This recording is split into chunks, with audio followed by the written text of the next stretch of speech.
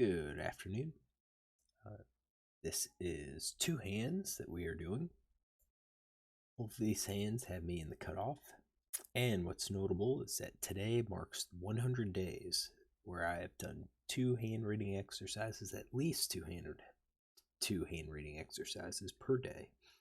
So 100 days, total 200 hands, and then all the other hands that I've done as part of my other study. So this will be the last one of this series, and then I will transition to a different series. So this hand, I have pocket tens. This is a 10 and L game. So we get a mid position player opens the four big blinds, and then it's to me. This player is tight. You can say he's tight, mostly aggressive pre-flop. I've got 2,000 hands on him, and he's played 13% VPIP. He probably plays very similar range that I do, maybe a little bit more passive pre-flop.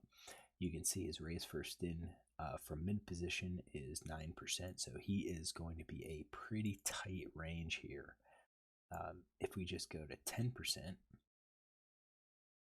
this is the base 10%, and I'm not even sure if it is that wide, so I would say probably all pocket pairs. Let's see what we have here. Yeah, 3-bet range probably versus steals and so forth.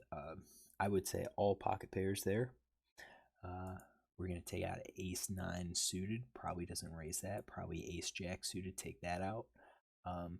This is probably a decent range. It could be a little bit tighter. So if we take out those, that's 9.8, so that's right at about 10%. We'll leave that as that is his range. Now, where's tens? I do think tens can call. If I call, it keeps in all of these smaller pocket pairs. If I raise, I think he's going to be folding a lot of these pocket pairs. Probably folds ace 10, ace jack, king jack, queen jack. Nobody really looks loose behind me, so I don't have to necessarily worry about somebody squeezing. If I call, this player's going to c-bet probably about 60% of the time, 60 to 70% of the time.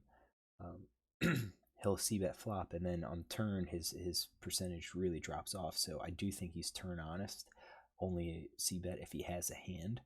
I think if we raise, we pick up the pot now, but I think we have a plan because of this difference from flop to turn that we may be able to get a c-bet on the flop in to win a little bit more money.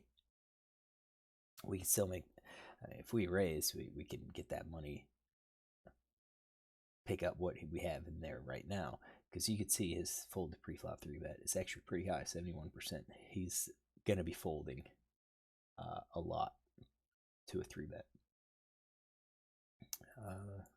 So I think with another hand, let's say like ace jack, king jack suited, I think we could raise and just figure to pick up the pot. But with tens, I think I'm going to see if I can make a little bit more money by having him c-bet or even check the flop. If he checks the flop, see, he probably missed. So I just called, and then villain 2 calls. So what is villain 2 going to call with? He's also playing somewhat tight. He's looser, 19-14. His call in the big blind is 19%. So he probably has more drawing hands. His 3-bet by position is 4%. So let's see. If we say 20% is the call, we're going to go up to maybe 25% here. We're going to add the suited kings, and then we're going to take out premium hands. That's still probably a little bit too wide, so let's take off these offsuits. He could be playing a calling range, something like that. That fits kind of his 20% minus, these better hands. Could be a little too wide, so maybe not necessarily the suited kings. So that's a little bit tighter. We've got tens, and then I flop quads. So you gotta love this. So at this point, I think this is going to be an easy hand to play. how do we maximize, our profit? So this guy checks. He hasn't donked the flop out of 49 times, so he's checking 100% of his range. Villain 15 checks. I do think the 10 is going to hit a lot of the calling ranges, so either mine or small blind's range. And based on how tight he is, I think he's probably going to be checking quite a few hands. I think he is checking here to slow play the full house and three of a kind, so like ace 10, which we know he doesn't have it. The overpair aces, he's probably checking because he's scared of the 10. Top pairs probably checking. I think he's going to be checking possibly his entire range here instead of c betting. So we'll just say it's his entire range, and then it's on us. And it's like, well, what should we do? If we bet, we give people a reason to fold. Who's going to call? I do think a king's going to call us. I think a diamond's going to probably call us. We know the 10s aren't out there, so is it worth it to slow play here? Maybe, but I think if we slow play, we give people some question. I think if I had a 10, like ace 10, I think we could bet. But here with the quads, we don't have to worry about getting beat. I think we just check behind, and that's what I did. 6 of clubs comes up. We're just hoping someone's going to bet here. They both check, and at this point, I think here, this guy tends to be more aggressive. Let's see what his turn pro bet is. 20%. So I think if he had, top pair, three of a kind, he probably would bet. So I'm going to say he probably doesn't have any of those. His flush draw probably still checks. Open and straight draw probably still checks. So, and again, we'll have to take out the kings, but king of diamonds on the board, so we don't have ace, king, queen of diamonds, and so forth. So we're going to say he's checking with that. He checks. So again, this guy is passive. I do think he's still probably still playing at full house, possibly. We know he doesn't have three of a kind. What about the overpair and top pair? I kind of think he would be more inclined to bet top pair now and probably that overpair. The pocket pair below top card's probably still checking. So I think he's kind of like at 78%. And it's on us, and we should still just check. We're just hoping someone bets into us. 4 spades hits. Villain 12 checks. And when you think about it, I don't think he has anything. Maybe a full house, but I think he's going to be betting here. So I don't think he's going to. I just don't think he has anything at this point. I think he's probably he would have to bet any hand, and same thing with villain 15. Nothing strong, and then it's on me, and it's just okay. I have to try to get paid somehow. And I think if I bet pot, I mean maybe I get called. Maybe it looks like I'm going for a steal, and I do think if I bet pot, I'm getting called by the king. I wish a diamond would have gotten there, but I think I'm just gonna. I think I bet pot. I think half pot's gonna accomplish the same thing. So I bet pot, and villain 12 folds. So it's kind of. I think he's more aggressive, and I think he would have bet had he had something. Villain 15 now calls, and with him calling, I have to assume he probably has something. And maybe I'm wrong on the turn. Maybe he still has a king.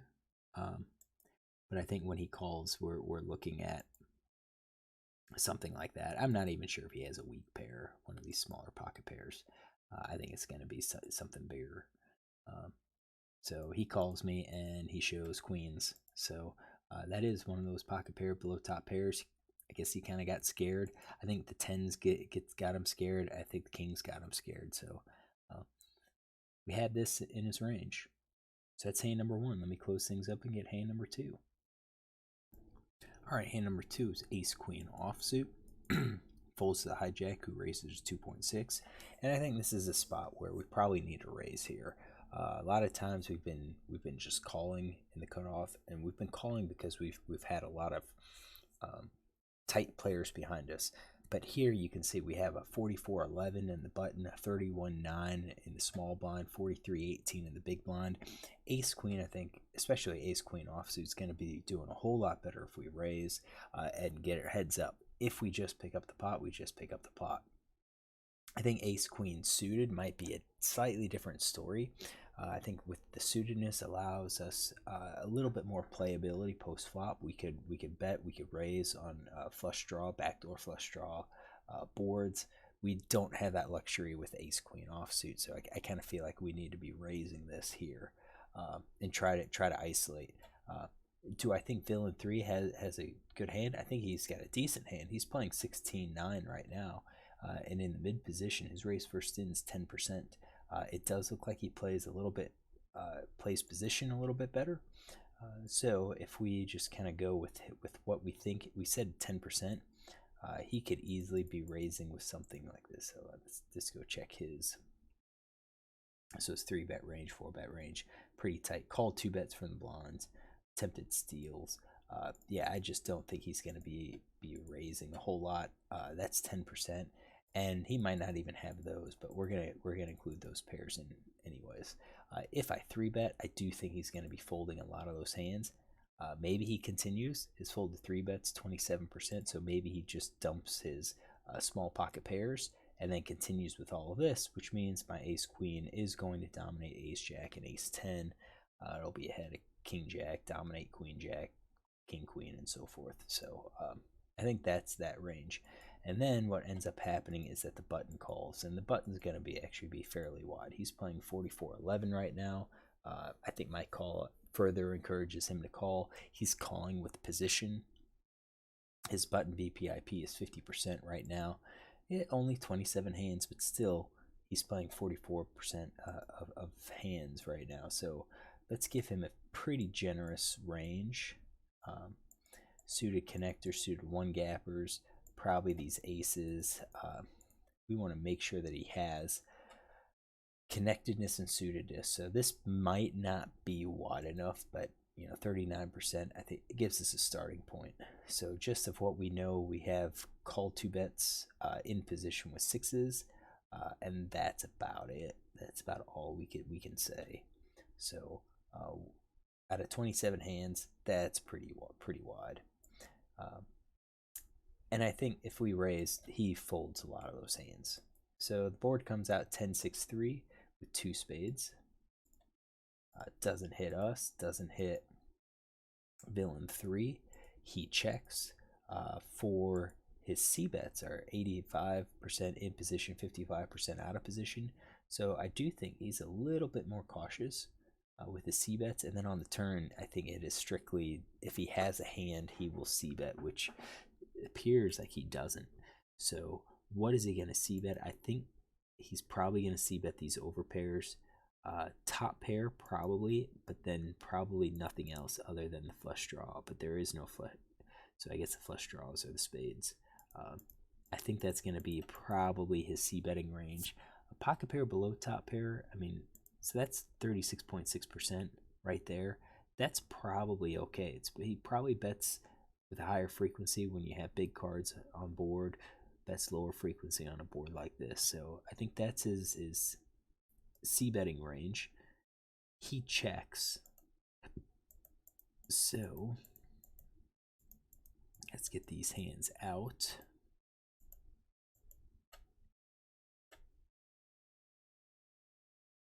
We do not have a flush draw, so let's get our flush draw out. So no flush draw. All right, so that's his range. 63.4% of hands he checks. It's on me. We don't know what Villain 4 is going to do, but he calls, and this is the range it's going to call. So I think if I bet, he's probably going to call. We don't have anything to fall back on other than a backdoor straight. So we missed. I think we just check here and give up if Villain 4 bets. Villain 4 checks. which is also kind of surprising because he had the opportunity to bet, and I think he's probably going to bet any of his pairs. I would think he's going to bet any of his pairs, any of his draws. So let's say gut shot and flush draws, all of those. I think that's all things that he should be betting. We'll leave bottom pair here, but I think what we'll do is take out hands. So I don't think he's going to be betting with those. Let's add bottom pair, pocket pair, no made hands. Let's take out these combos. I do think he probably would be betting those. So we're looking at 53.6%. And now that it's gone check check, I think we can be fairly confident that maybe we have the best hand with the ace high. So the 3 connects with basically nobody. So villain 3 checks, and I think we were going to be done with the hand. And I don't think so. I think since everyone showed weaknesses, I think this is a great spot to go ahead and bet. I think we would have checked with. The question is, would we have checked if we had a 10? Probably not. We could have checked with a 6. We could have checked with a 3. We could have checked with a 7-8, 7-5. I think we could fire a bet here and then plan to fire a bet on the turn and expect to pick up a big chunk. Now that's an aggressive play. It's going to probably increase your variance. Because I think what would have happened is once he checks, once he gives up the lead, I think a 10 would have bet. So perhaps my thinking now is instead of betting, maybe it's to check behind and just give up instead of being aggressive. Because we have to say, would it be believable that I had a 10? Would it be believable that we had a jacks or queens? Would it be believable that we had 9s or 8s or 7s? I don't know. So everyone checks. So I'm gonna say again, we're getting checked by that. This guy checks. So again, I don't think 3 of a kind's there anymore. I think we're looking at weak pair, no hands. That's it. And then the king of spades. And villain 3 checks. So villain 3 checks, and can we rep a king? I guess we could rep a king, but so can everyone else. So I think it comes down to, out of the remaining hands, this guy has 23% chance that he has kings. And what we are looking at doing is beating the ace high hands and nothing. So we've got 60% for this guy. First one looks like he's got, let's see here, ace high, 24%, 28% for him. Is it worthwhile for us to bet? I don't think so. I think it's too likely that someone had a king and it gets checked through. So